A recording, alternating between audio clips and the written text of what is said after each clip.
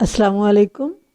آج 19 نومبر 2020 بروز جمعرات۔ نامکمل انتظامات کے باعث کراچی سرکولر ریلوے کا روٹ ایک بار پھر تبدیل۔ آؤٹ ڈور تقریبات کے لیے 300 سے زائد افراد کی شرکت پر پابندی عائد کر دی گئی۔ بلدیاتی حکومتوں کا سب سے بہترین نظام لا رہے ہیں وزیر اعظم۔ سرمایہ کار بڑھ چڑھ کر سرمایہ کاری کریں، ہم پوری سہولیات دیں گے، آسانیاں پیدا کریں گے، فیصل آباد کی سڑکوں کو بھی ٹھیک کریں گے۔ کراچی فیصل آباد پاکستان کا صنعتی ہب ہے، یہ اوپر جائے گا تو پاکستان اوپر جائے گا۔ آگے کاروباری برادری کے لیے جو بھی پالیسیز حکومت بنائے گی وہ سرمایہ کاروں کی مشاورت سے ہوگی۔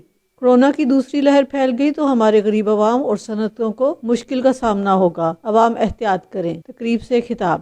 جسٹس قاضی فائز عیسیٰ کا خیبر پختونخوا میں بلدیاتی انتخابات نہ کرانے پر برہمی کا اظہار۔ توہین عدالت کی کارروائی کا انتباہ۔ عوام کے حقوق کی خلاف ورزی نہیں ہونے دیں گے۔ سپریم کورٹ نے اٹارنی جنرل، الیکشن کمیشن اور ایڈوکیٹ جنرل KPK کو نوٹس جاری کر دیے۔ ہر طرف VIP کلچر کے تحت روٹ لگے ہوتے ہیں، کیا ایسی ہوتی ہے ریاست مدینہ؟ ہر طرف مشین گنیں لگی نظر آتی ہیں، کچھ ہوا تو کیا یہ گنیں عوام پر ہی چلیں گی؟ جسٹس قاضی فائز عیسیٰ کے ریمارکس۔ حکومت ملی تو $20 ارب خسارہ تھا، دوست ملکوں نے دیوالیہ ہونے سے بچا لیا۔ وزیر اعظم عمران خان۔ صوبائی ترقیاتی فنڈ سے شہر ٹھیک نہیں ہو سکتے، لاہور پر پیسہ خرچ کیا تو باقی شہر پیچھے رہ جائیں گے۔ خطاب۔ وزیر اعظم عمران خان افغانستان کے صدر اشرف غنی کی دعوت پر آج کابل کا دورہ کریں گے۔ دفتر خارجہ۔ وزیر اعظم کی ہمراہ دورہ کرنے والے وفد میں وزیر خارجہ مخدوم شاہ محمود قریشی، مشیر تجارت و سرمایہ کاری عبدالرزاق داؤد اور اعلیٰ حکام شامل ہوں گے۔ معاشی خوشحالی عوام میں ترقی کے ثمرات منتقل کیے بغیر حاصل نہیں ہو سکتی۔ حفیظ شیخ۔ پائیدار معاشی ترقی کے فوائد سب تک پہنچنا انتہائی ضروری ہے۔ موجودہ حکومت کی توجہ پائیدار معاشی نمو کے لیے اداروں کی تعمیر اور طریقہ کار کو آسان بنانے پر ہے۔ معیشت کی ترقی کے لیے سب کو مل کر کام کرنا ہے۔ جدید پاکستان کے لیے وفاق اور صوبے کی سطح پر گورننس میں بہتری لانا ہوگی، اس کے بغیر آگے نہیں بڑھ سکتے۔ مشیر خزانہ کورونا کے دوران کورونا کے دوران پسماندہ طبقے کو ریلیف کی فراہمی اہم ترجیح تھی۔ احساس پروگرام کے تحت مستحقین میں مالی امداد تقسیم کی۔ فیوچر سمٹ سے خطاب۔ ملک کا مثبت تشخص اجاگر کرنے میں صحافت کا کردار انتہائی اہمیت کا حامل ہے۔ ڈپٹی اسپیکر قومی اسمبلی۔ صحافت جمہوریت کا اہم ستون ہے۔ صحافتی برادری نے جمہوریت کی بحالی کے لیے ناقابل فراموش قربانیاں دی ہیں۔ قاسم خان سوری کی کوئٹہ کے صحافیوں سے گفتگو۔ مولانا فضل الرحمان الزام لگانے سے پہلے تحقیق کر لیا کریں۔ شبر زیدی پر الزام انتہائی بھونڈا اور غیر ذمہ دارانہ تھا۔ شیخ رشید احمد۔ اپنی سیاسی زندگی میں گلگت بلتستان جیسا شفاف الیکشن نہیں دیکھا، اب اگلے سال آزاد کشمیر انتخابات پر بھی روئیں گے۔ وزارت خزانہ نے سائنس ڈپلومیسی ویب پیج کا آغاز کر دیا، ایکشن پلان بھی جاری۔ پاکستان کی سائنس اور ٹیکنالوجی مصنوعات کے علاوہ متعلقہ اداروں کا تعارف اور ان کی خدمات کو دنیا کے سامنے لانے میں بھی بڑی مدد ملے گی۔ امریکہ نے پاکستان کو پہلے مرحلے میں کورونا ویکسین فراہم کرنے سے معذرت کر لی۔ واشنگٹن میں پاکستانی مشن نے حکومت کو امریکی رد عمل سے آگاہ کر دیا۔ ذرائع۔ وفاقی کابینہ کی ہدایات کے مطابق تمام سٹیک ہولڈرز کی مشاورت سے جامع زیارت پالیسی وضع کی جائے گی۔ پیر نور الحق قادری۔ ایران، عراق، شام کے مقدسات کے زائرین کو ہر ممکن سہولیات کی فراہمی کو یقینی بنائیں گے۔ وفاقی وزیر مذہبی امور کا اجلاس سے خطاب۔ وزیر اعلیٰ عثمان بزدار کا فیصل آباد کی ترقی اور خوشحالی کے لیے 13 ارب روپے کے پیکج کا اعلان۔ فیصل آباد ترقی کرے گا تو پاکستان ترقی کرے گا۔ پیکج کے تحت سڑکیں، پارکس، سیوریج اور صاف پانی کے منصوبے شروع کیے جائیں گے۔ صحت اور تعلیم کی سہولتوں کو بہتر بنائیں گے۔ پیکج سالانہ ترقیاتی پروگرام کا حصہ ہوگا۔ ترقیاتی پیکج پر تیزی سے عمل درآمد کر کے دکھائیں گے۔ ہماری حکومت سے قبل 12 سیمنٹ فیکٹریاں تھیں، ہم نے 5 فیکٹریوں کو NOC جاری کیے۔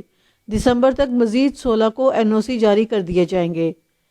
محکمہ پولیس میں 10,000 بھرتیوں کی منظوری دے دی ہے۔ وزیر اعلیٰ کا فیصل آباد میں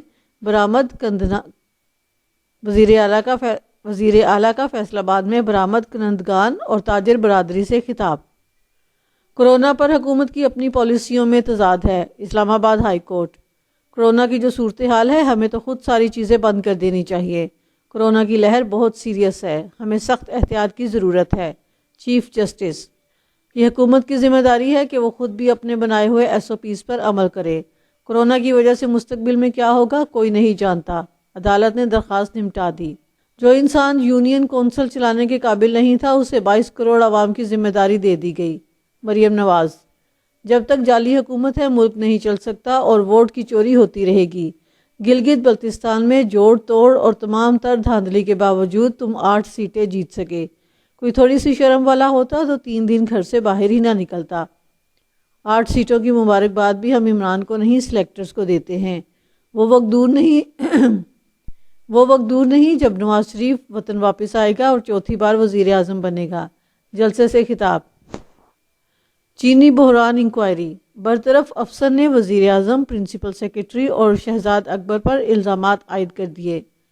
شوگر مافیا کو 400 ارب روپے سے زیادہ کا فائدہ پہنچایا، معاملے پر عدالت جائیں گے۔ سجاد مصطفیٰ باجوہ: ملک بھر میں کورونا سے مزید 37 افراد چل بسے۔ 2208 نئے کیسز رپورٹ۔ عوام اور ہمارے اکابرین و بزرگوں نے جس پاکستان کے لیے جانی و مالی قربانیاں دیں، وہ پاکستان کرپشن، کمیشن خوروں، چوروں اور لٹیروں کا نہیں تھا۔ مولانا عبدالحق ہاشمی: حکومت کپاس کی پیداوار بڑھانے اور کپاس کی کاشت کے رقبے میں اضافے کو اپنی ترجیحات میں شامل کرے۔ ویلیو ایڈڈ ٹیکسٹائل سیکٹر: کپاس کی پیداوار میں امسال کمی کے باعث کاٹن یارن کی پروڈکشن بھی متاثر ہوئی ہے۔ ویلیو ایڈڈ ٹیکسٹائل سیکٹر میں شدید بے چینی پائی جاتی ہے۔ جاوید بلوانی: 20 نومبر سے چلائی جانے والی کراچی سرکولر ریلوے ٹرین کے اوقات کار میں تبدیلی کا فیصلہ۔ ٹرین صبح 7 بجے کراچی سٹی ریلوے اسٹیشن سے روانہ ہو کر Karachi cantt departure yard, Drigh road, Drigh colony, airport halt, Malir colony, Landhi, Jumma Goth اور 8:20 نومبر سے چلائی جانے والی کراچی سرکولر ریلوے ٹرین کی اوقات کار میں تبدیلی کا فیصلہ۔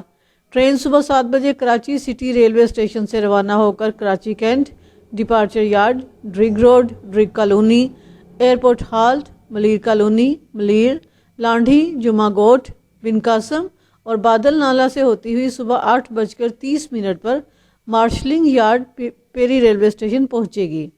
مسلسل تیسرے سال سیاہ فام شخص دنیا کا پرکشش ترین مرد قرار۔ رواں سال دنیا کے پرکشش ترین مرد کا اعزاز امریکی اداکار مسلسل تیسرے سال سیاہ